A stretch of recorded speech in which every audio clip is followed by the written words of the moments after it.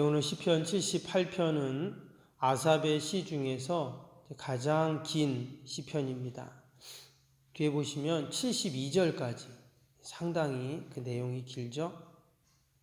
전체적인 내용은 이스라엘 백성들이 출애굽한 때부터 사사 시대를 지나서 다윗 왕 때까지의 시대를, 그 역사들을 되돌아보면서 그 기간이 이제 대략 한 500년 정도 되는데요. 그동안 하나님이 베푸신 그 은혜에 대해서 그들이 불순종하고 또 패역하였음에도 불구하고 하나님이 베푸신 은혜, 또 그 복을 찬양하고 감사하는 그러한 내용이 오늘 시편 78편입니다. 우리가 앞부분, 전반부 부분을 읽었는데요. 오늘 이 앞에는 왜 이 78편, 이 시편을 기록했는지 이제 그 목적에 대해서 이렇게 나와 있습니다. 먼저 1절, 2절 다시 한번 보시면 오늘 이 시편이 상당히 엄중하고 뭔가 중요한 이야기를 하려는 듯 그렇게 시편이 시작이 됩니다. 1절에 내 백성이여 내 율법을 들으며 내 입의 말에 귀를 기울일지어다. 내가 입을 열어 비유로 말하며 예로부터 감추어졌던 것을 드러내려 하니. 여기 보면 예로부터 감추어졌던 것들 드러내겠다 이런 말이 지금 나오죠. 그동안 숨겨놓고 또 알 수 없었던, 또 말해주지도 않았던, 꼭꼭 숨겨놨던 것을 이제 드러낸다 이렇게 지금 말을 했습니다. 그럼 누구에게 그것을 드러내는가? 4절에 보시면 우리가 이를 그들의 자손에게 숨기지 아니하고 여호와의 영예와 그의 능력과 그의 기이한 행하신 기이한 사적을 후대에 전하리로다. 이게 보니까 그의 자손들에게 후대에 이것을 전해주겠다 이랬죠. 밑에 5절 6절에도 또 나옵니다. 여호와께서 증거를 야곱에게 세우시며 법도를 이스라엘에게 정하시고 우리 조상들에게 명령하사 그들의 자손에게 알리라 하셨으니 이는 그들로 후대 곧 태어날 자손에게 이를 알게 하여 그들은 일어나 그들의 자손에게 일러서. 자신들의 자손들에게 지금 이것을 알리라 이렇게 나왔습니다. 그동안 비밀이었던, 또 알 수 없었던 그런 것들을 알려주라 했습니다. 근데 오늘 내용이 뭐라고 했습니까? 이 시편의 내용이 그들이 지나온 역사라고 했죠. 그래서 자녀들에게 마치 역사 교육을 하는 내용이 바로 오늘 이 시편 78편입니다. 지나온 역사가 뭔 비밀이라고 그것을 그동안 숨겨놓았다가 좀 다시금 자녀들에게 그 역사들을 꼭 알려주고 또 가르쳐줘라 이렇게 지금 이야기를 하고 있는 것이죠. 구체적으로 말하면 그 역사는 어떤 역사일까요? 하나님께서 그들에게 베푸셨던 은혜의 역사죠. 여러분 고대 사회나 현대 사회나 우리 모든 이 땅의 부모들은 마음이 똑같습니다. 자녀들이 잘 되고 나보다 더 풍성하고 복되기를 원합니다. 그래서 부모들은 자신이 가지고 있었던 모든 경험, 또 지식, 또 지혜, 물질, 줄 수 있는 거라면 하나도 빠짐없이 다 자녀들에게 주고 싶어 하는 마음이 있습니다. 근데 이스라엘 부모들은 자녀들에게 과연 무엇을 주려고 했는가? 자신들의 지나온 역사, 특별히 그 역사 가운데 행하신 하나님의 기이한 일들을 전하려고 했다라는 것입니다. 그럼 우리가 우리 자녀들에게 줄 것이 참 많은데 무엇보다도 우리가 그 하나님의 구원의 역사, 또 하나님께서 베푸셨던 그 지난 은혜와 하나님의 도우심의 역사들을 우리가 꼭 우리 자녀들에게 알려주어야 할 줄로 믿습니다. 그런데 그렇게 전하는 이유가 있습니다. 그것으로 오늘 8절에는 이렇게 말했죠. 그들의 조상들 곧 완고하고 패역하여 그들의 마음이 정직하지 못하며 그 심령이 하나님께 충성하지 아니하는 세대와 같이 되지 아니하게 하려 하심이로다. 한마디로 그 옛날 그 부모 세대들처럼 하나님께 불순종하고 하나님 말씀을 거역함으로 광야에서 비참하게 최후를 맞이했던 그 하나님의 심판과 저주 가운데 놓였던 조상들처럼 되지 않기를 바라는 마음으로 이러한 역사 또 하나님의 은혜들을 이야기해야 한다는 것입니다. 똑같은 실수를 범하지 않게 하기 위해서 자녀들만큼은 고생하지 않고 하나님의 은혜와 복을 누리면서 살게 하고자 하는 그 마음으로 전해야 한다는 것입니다. 여러분, 우리의 자녀들은 나보다는 더 잘 살고 행복해야 할 줄로 믿습니다. 어떻게 하면 할 수 있는가? 바로 오늘 시편 78편처럼 그 하나님의 일하심 또 하나님의 구원하심을 우리의 자녀들에게 잘 가르쳐 주는 것. 그럼 이것이 분명 우리 자녀들이 복되게 살게 하는 방법인 줄로 믿습니다. 오늘 7절에 보면 그 구체적인 그 내용이 나옵니다. 어떻게 하면 자녀들이 잘 되고 복되게 할 수 있는가? 7절에 보니까 그들로 그들의 소망을 하나님께 두며 하나님께서 행하신 일을 잊지 아니하고 오직 그 계명을 지켜서. 세 가지가 나왔죠. 첫 번째 뭡니까? 그들로 그들의 소망을 하나님께 두며 그랬습니다. 누구에게나 다 소망이 있는데 무슨 일을 하든 어디 있든 다 소망이 있습니다. 근데 여러분, 만약에 그 소망이 세상적인 소망이라면 어떨까요? 뭔가 좀 불안하잖아요. 취업이나 결혼이나 또 뭐 학업이나 우리 자녀들에게 다 걱정이 있고 염려가 있고 또 고민 갈등들이 있습니다. 내 마음대로 잘 안 될 때 다 염려가 되고 두렵기도 하고 불안해하죠. 그래서 오늘 7절에 보니까 자녀들에게 하나님께 소망을 두어야 된다 이렇게 이야기를 하고 있습니다. 이스라엘 백성들이 그 모진 광야를 지나오면서 여러분 어떻게 그 광야를 지나 그들이 그 약속의 땅에 들어갈 수 있었습니까? 그들은 딱 한 가지 소망이 있었어요. 뭐였냐면 하나님이 약속한 젖과 꿀이 흐르는 가나안 땅이 있다. 그것밖에 없었어요. 결국 그 소망 하나를 붙잡고 그들이 결국은 그 광야를 지나 약속의 땅에 들어갈 수 있었던 것이죠. 우리 자녀들에게 우리가 어떠한 소망을 심어줘야 하는가? 하나님께 소망을 두어야 된다 하는 이 신앙과 믿음을 우리가 꼭 알려주어야 할 줄로 믿습니다. 그리고 두 번째는 뭡니까? 하나님이 행하신 그 기이한 일들을 행하신 일들을 잊지 말게 해야 되죠. 신명기 6장에 보면 하나님께서 하나님의 말씀을 자녀들에게 부지런히 가르치라고 말씀을 하셨습니다.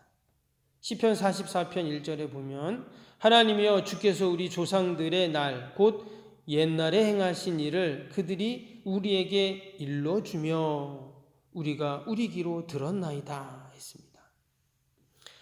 그 부모로부터 그들의 조상들로부터 하나님의 행하신 일들을 계속 그들이 일러주고 듣고 일러주고 듣고 그렇게 했다는 거예요. 결국 그것이 하나님의 택한 백성들의 모습이죠.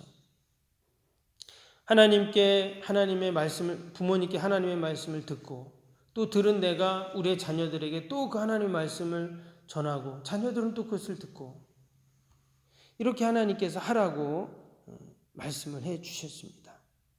지난번에도 유대인의 자녀 교육에 대한 말씀을 잠깐 드렸는데요. 어떻게 그들이 2000년 동안 나라도 없이 전 세계에 흩어져 살았는데 지금 그들이 전 세계에 가장 영향력 있는 그런 민족이 되었습니다. 그 비결이 유대인의 교육이었죠. 특별히 신앙 교육이었습니다.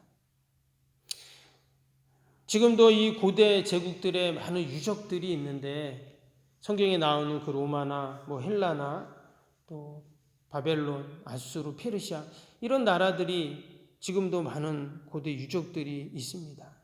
그런데 당시에 그 거대 제국들 사이에서 조그만 나라였던 그 이스라엘, 명맥만 유지했던 그 이스라엘처럼 보였는데 그 어마어마한 제국들은 이제 다 없어지고 그 고대 유적들만 남아있잖아요. 그런데 유대인들은 어떻습니까? 유형의 재산은 물려주지 못했을지라도 그들은 무형의 재산이 신앙인 신앙을 물려주면서 이제는 그들이 전 세계를 지배하는 그러한 민족이 되었다라는 것입니다. 서울의 창동 염광교회라는 교회가 있는데 거기 최기성 목사님, 지금은 이제 돌아가셨는데요. 그 목사님 이제 동생이 최기양 목사님, 지난번에 이제 총회장 했던 목사님이십니다. 근데 이 최기성 목사님이 참 인자하신 분인데 이분이 쓴 책이 있는데 제가 한번 그 설교집에서 이런 내용을 보았습니다. 하루는 교회 권사님이 이제 목사님을 찾아왔어요. 그리고는 기도 부탁을 합니다. 어떤 기도 부탁이냐면 우리 아들이 지금 고3인데 대학에 떨어지게 해달라는 기도를 부탁하는 거예요.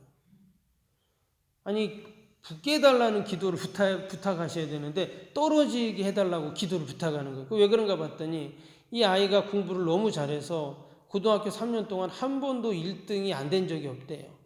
그러니까 이제 당연히 학교에서도 그렇고 수재죠. 서울대는 그냥 붙는다는 거예요. 그래서 이 아들이 너무 교만해가지고 엄마한테 그런다는 거예요. 나는 하나님 도움이 없어도 내 실력으로 서울대학 간다고 그런대요. 그래갖고 이 어머니 권사님이 이 아이가 그렇게 해서 서울대 가는 것이 맞냐. 그래서 도리어 떨어지게 해달라고. 그래서 하나님의 도움이 없으면 할 수 없는 것을 알게 해달라고 기도해달라는 거예요. 그래서 목사님이 이 기도를 해야 될지 말아야 될지. 그런데 그렇게 아무튼 기도 부탁을 하셨답니다. 근데 시험을 봤는데 정말 떨어진 거예요. 기도가 응답이 됐는지. 그래갖고 학교가 발칵 뒤집혔다는 거예요. 그래서 이제 그 아들이 떨어진 이제 재수를 하게 되는데 재수를 하면서 자기 자신을 돌아보게 되고 그러면서 주일날 늘 교회 와서 이제 예배를 드렸답니다. 그래서 다음에 서울대 합격을 해서 졸업을 하고 이제 교수가 되어서 지금 그 교회에 이제 안수 집사님이 되어서 열심히 교회 봉사를 한다고 합니다. 여러분 그 권사님이 아들을 사랑할까요? 사랑하지 않을까요? 너무너무 사랑하는 것이죠. 대학을 떨어지게 해달라고 그렇게 기도 부탁을 했다고 하는데 그것은 아들을 미워해서 그런 것이 아니라 정말 사랑해서. 왜? 하나님의 도움이 없으면 너는 할 수 없다 하는 것을 가르쳐주기 위해서였던 것입니다. 여러분 우리가 우리의 자녀들에게 무엇을 가르쳐야 할까요? 하나님께서 행하시는 일들을 잊지 않도록 그리고 우리가 늘 우리의 자녀들에게 가르치면 우리의 자녀가 복되고 잘 될 줄로 믿습니다. 마지막으로 7절 뒤에 뭐라고 했습니까? 오직 그의 계명을 지켜서 했습니다. 우리의 자녀들에게 하나님의 계명을 잘 지키게 하는 것이 그것이 자녀들을 복되게 하는 것입니다. 어제 수요예배 때도 십계명 말씀을 보았지만 여러분 천대까지 복을 받는 게 뭐라고요? 십계명을 잘 지키는 거예요. 하나님께서 우리에게 주신 그 말씀대로 우리가 살아갈 때 그것이 더딘 것 같고 돌아가는 것 같고 또 힘든 것 같지만 그러나 그것이 가장 복된 삶이라고 분명히 말씀해 주고 계십니다. 우리가 오늘 앞에 부분 읽었는데요. 10절부터 보면 하나님께 소망을 두지 않고 그 계명을 지키지 않는 백성들의 죄악의 모습들이 쭉 기록이 되어 있습니다. 그러면서 결론적으로 22절에 뭐라고 하냐면 이는 하나님을 믿지 아니하며 그의 구원을 의지하지 아니하기 때문이로다 이렇게 나왔어요. 반면에 23절부터 29절까지 나오는 말씀이 뭐냐면 하나님이 베푸신 구원의 은총에 대한 기록입니다. 즉 하나님께 소망을 두고 그 계명을 지키고 하나님이 행하신 일들을 잊지 않고 살 때 어떤 일들이 일어나는가? 23절부터 한번 보시면 제가 한번 읽어드리겠습니다. 그러나 그가 위에 궁창을 명령하며 하늘문을 여시고 그들에게 만나를 비같이 내려 먹이시며 하늘 양식을 그들에게 주셨나니 사람이 힘센 자의 떡을 먹었으며 그 음식을 그들에게 충족히 주셨도다. 그가 동풍을 하늘에서 일게 하시며 그의 권능으로 남풍을 인도하시고 먼지처럼 많은 고기를 비같이 내리시고 나는 새 바다의 모래같이 내리셨도다. 그가 그것들을 그들의 진중에 떨어지게 하사 그들의 거처에 두르셨으므로 그들이 먹고 심히 배불렀나니 하나님이 그들의 원대로 그들에게 주셨도다. 심히 배불렀나니 하나님이 그들의 원대로 그들에게 주셨도다.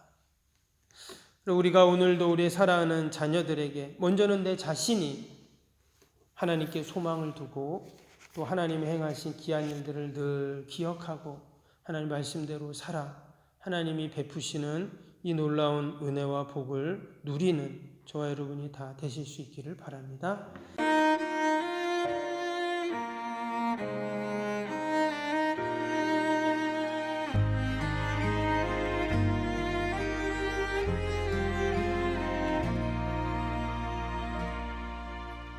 나는 하나님을 예배하는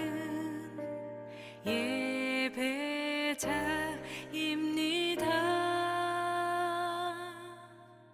내가 서 있는 곳 어디서나 하나님을 예배합니다. 나는 하나님을 예배하는 예배자입니다. 내가 서 있는 곳 어디서나 하나님을 예배합니다. 내 영혼 거룩한 은혜를 향하여 내 마음 완전한 하나님 향하여 이곳에서 바로 이 시간 하나님을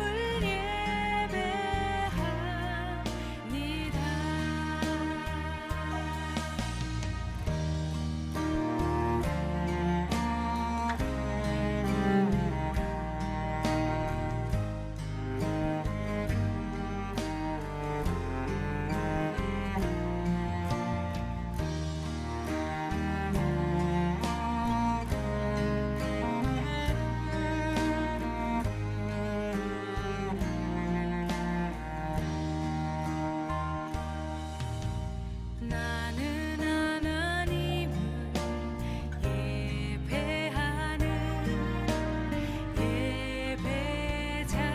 예배자입니다.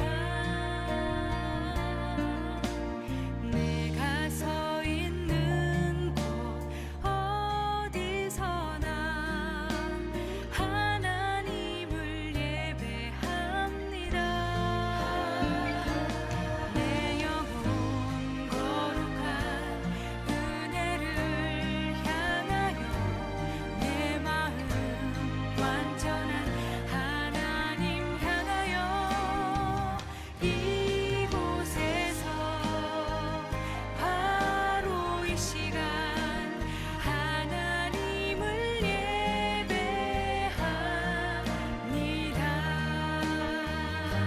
내 영혼 거룩한 은혜를 향하여 내 마음 완전한 하나님 향하여 이곳에서 바로 이 시간 하나님을 예배합니다. 내 영혼 거룩한 은혜를 향하여